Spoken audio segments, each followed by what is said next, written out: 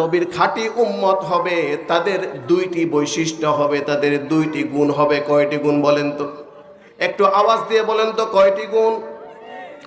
এক নাম্বার হলো তা'মুরুনা বিল মারুফ, তারা সৎ কাজের আদেশ দিবে। ওয়া তানহাউনা আনিল মুনকার, আর যখন তারা কোনো অসৎ কাজ দেখবে তখন তারা বাধা দিবে। ঠিক কিনা বলেন?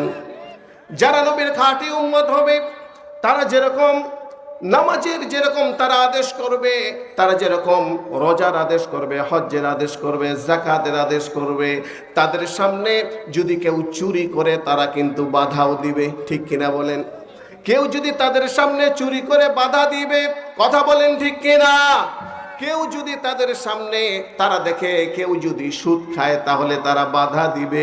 সুদখোর দেখলে তারা সুদখোরকে বাধা দিবে, তুমি সুদ খেও না। তারা যদি দেখে কোনো সময় কেউ ঘুষ খায়